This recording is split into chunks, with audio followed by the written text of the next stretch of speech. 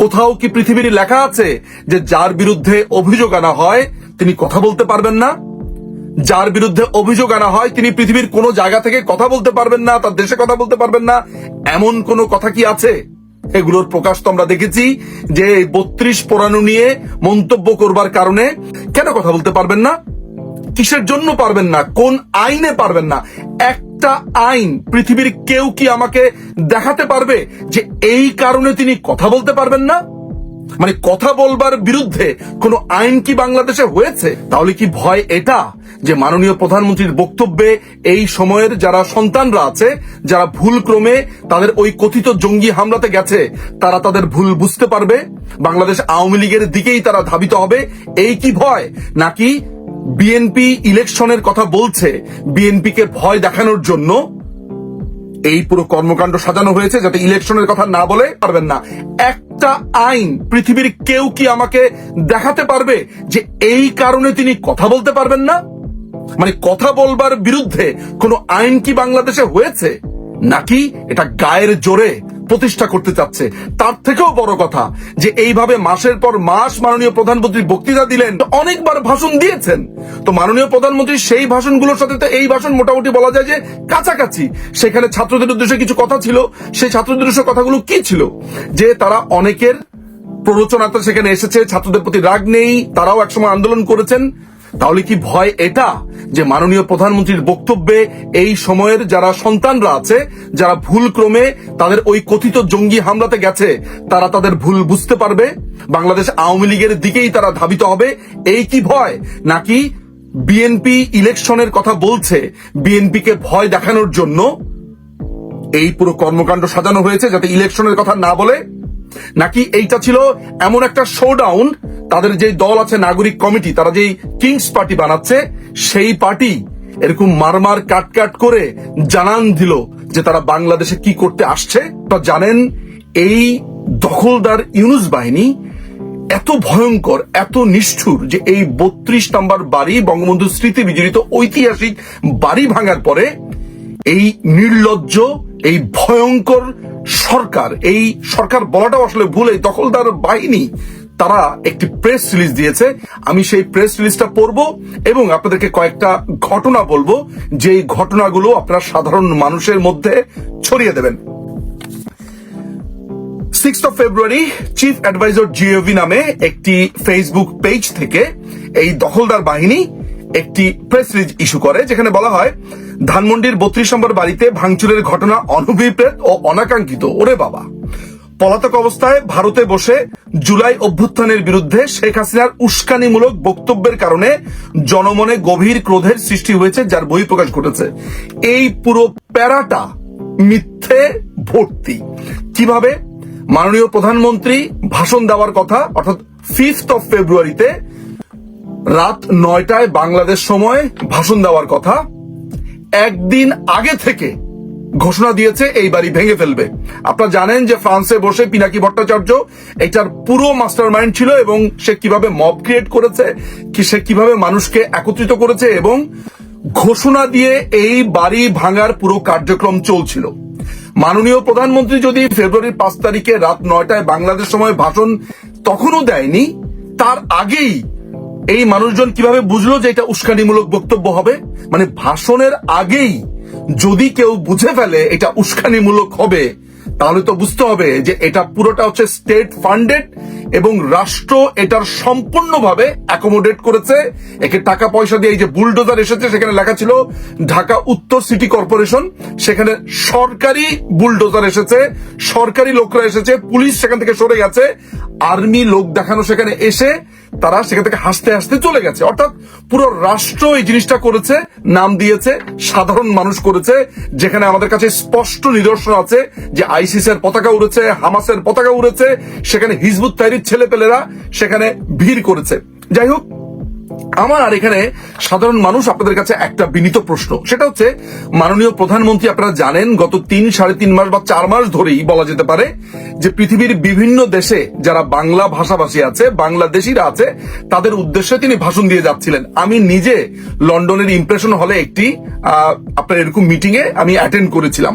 এইভাবে তিনি south Korea, Belgium, America, তারপরে হচ্ছে মধ্যপ্রাচ্যের বিভিন্ন দেশে, খুব সম্ভবত অস্ট্রেলিয়াতেও, কানাডাতেও, অর্থাৎ পৃথিবীর বিভিন্ন জায়গাতে মাননীয় প্রধানমন্ত্রী লাইভ ভাষণ দিয়েছিলেন। সেগুলো আপনারা শুনেছেন। সেগুলো তো ইন্টারনেটের জগতে, সেদিন যে ভাষণটা দিয়েছে 5th of February, সেটাও ইন্টারনেটে। সুতরাং আগের যে ভাষণ দিয়েছে এরকম 50-60টা, সেগুলো এরকম লাইভ হয়েছে এবং আপনারা সেসব বক্তব্য দেখেছেন। তো এতগুলো ভাষণ দেওয়ার পরে জনমনে অসন্তোষ তৈরি হয়নি?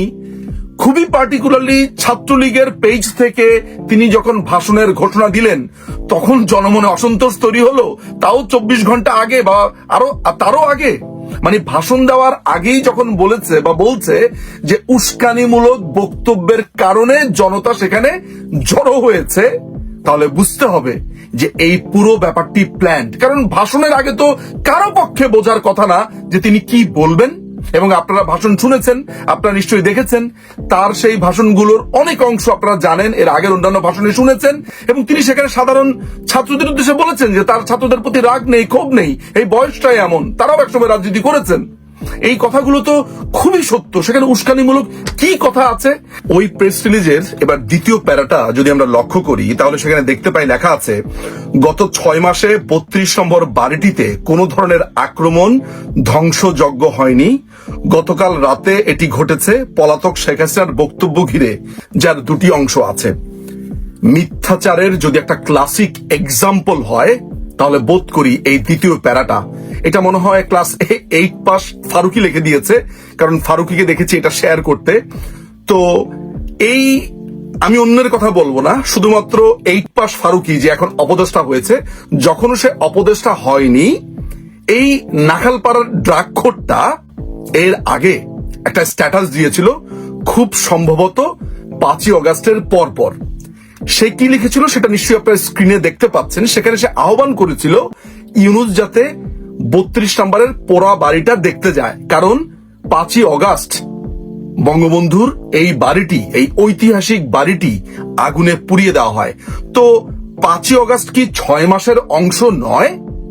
বলল যে 6 মাসে এই বাড়িটির কোনো ক্ষতি করা হয়নি, কোনো ধরনের ধ্বংসযজ্ঞ চালানো হয়নি। তাহলে 5ই অগাস্টে যে এই বাড়িটা দাউ দাউ করে পুড়ছিল, যেটা আপনারা স্ক্রিনে দেখতে পাচ্ছেন, তাহলে সেটা কি?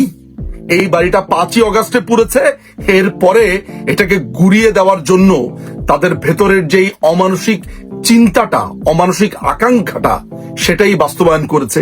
কিন্তু এই অপদেষ্টা ফারুকি তখন বলেছিল যে এই বাড়ি পুড়িয়ে দেওয়া দেখতে যাবে কিনা ইউনূস। এখন সে নিজেই প্রেস রিলিজ লিখছে এবং সেটি শেয়ার দিচ্ছে। এই প্রেস রিলিজের 3য় নাম্বার প্যারাতে লেখা আছে যে, 3য় এবং 4র্থ প্যারাটা দুটো একসাথেই পড়ি। সেটা হচ্ছে যে শেখ হাসিনা দুর্নীতি, সন্ত্রাস, অমানবিক প্রক্রিয়ায় নিপীড়ন চালিয়ে ক্ষমতায় থাকাকালীন যে সুরে কথা বলতেন, গণঅভ্যুত্থানের মুখে পালিয়ে যাওয়ার পরও তিনি একই হুমকি দাবি করে জুলাই গণঅভ্যুত্থানের অংশ নেওয়া প্রতিটি মানুষের বিরুদ্ধে কথা বলে চলেছেন। এর আগের প্যারাতে লিখেছে, জুলাই গণঅভ্যুত্থানে যারা আত্মদান করেছেন শেখ হাসিনা তাদেরকে অপমান করেছেন, অপমাননা করেছেন। মাননীয় প্রধানমন্ত্রী অপমাননা করেছেন? মাননীয় প্রধানমন্ত্রী কোথায় অপমান অবমাননা করেছেন? সবচাইতে বড় ব্যাপার হচ্ছে, মানে আমি ধরেন অন্য যুক্তি যাওয়ার আগে, যে উনি তো রাত্রের 9টার ভাষণ দেনই নাই, তার আগেই 32 নম্বরে আক্রমণ শুরু হয়ে গেছে। রাত 9টায় ভাষণ, তার আগে আক্রমণ। তো ভাষণের আগে উস্কানি, উনার কি বাক স্বাধীনতা নেই? বাংলাদেশের সংবিধানে প্রত্যেকটি মানুষ আইনের শাসন পাওয়ার অধিকার রয়েছে অনুচ্ছেদ 27 অনুযায়ী। একই সাথে প্রত্যেকটি মানুষের বাক স্বাধীনতা রয়েছে। সেই বাক স্বাধীনতা কি মাননীয় প্রধানমন্ত্রী নেই? মাননীয় প্রধানমন্ত্রী বাংলাদেশের কোন আদালতে কিংবা পৃথিবীর কোন আদালতে এখনো পর্যন্ত কোন ধরনের অপরাধের জন্য, আই রিপিট, বাংলাদেশ এবং পৃথিবীর কোন আদালতে কোন অপরাধে বাংলাদেশের মাননীয় প্রধানমন্ত্রী শেখ হাসিনা কি অপরাধী সাব্যস্ত হয়েছেন? হননি। বলা হয়ে থাকে আইনের একটা বড় প্রিন্সিপাল হচ্ছে ইনোসেন্ট আনটিল প্রুভেন গিলটি। যদি তিনি অপরাধ সাব্যস্ত হতেন কোথাও, তাহলেও কি তার বাক স্বাধীনতা ক্ষুণ্ণ হতো? কোথাও কি পৃথিবীর লেখা আছে যে যার বিরুদ্ধে অভিযোগ আনা হয় তিনি কথা বলতে পারবেন না? যার বিরুদ্ধে অভিযোগ আনা হয় তিনি পৃথিবীর কোনো জায়গা থেকে কথা বলতে পারবেন না, তার দেশে কথা বলতে পারবেন না, এমন কোনো কথা কি আছে? এগুলোর প্রকাশ তো আমরা দেখেছি যে 32 পোড়ানো নিয়ে মন্তব্য করবার কারণে বই মেলাতে এই নোংরা কথিত প্রেস সচিব শফিকুল আলমের এই ডাস্টবিন ইস্যুতে যখন মেহের আফরোজ শাওন বাংলাদেশের একজন অন্যতম অভিনেত্রী তিনি কথা বলেছেন, তাকে গ্রেফতার করা হয়েছে। গ্রেফতার করা হয়েছে বাংলাদেশের আরেকজন অন্যতম অভিনেত্রী সোহানা সাবাকে। কেন? তারা কথা বলেছেন। অথচ ইউনুস যখন এই ক্ষমতা দখল করলো, এই দখলদার বাহিনীর শুরুতে এসে বলেছে প্রত্যেকেই কথা বলার স্বাধীনতা আছে। এই কি কথা বলার স্বাধীনতা যে শুধুমাত্র প্রতিবাদ করবার জন্য তাদেরকে গ্রেফতার করা হয়েছে? মাননীয় প্রধানমন্ত্রীকে যে বারবার বলা হচ্ছে তিনি কথা বলতে পারবেন না, কেন কথা বলতে পারবেন না? কিসের জন্য পারবেন না? কোন আইনে পারবেন না?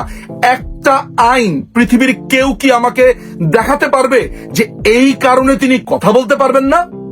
মানে কথা বলবার বিরুদ্ধে কোন আইন কি বাংলাদেশে হয়েছে, নাকি এটা গায়ের জোরে প্রতিষ্ঠা করতে চাচ্ছে?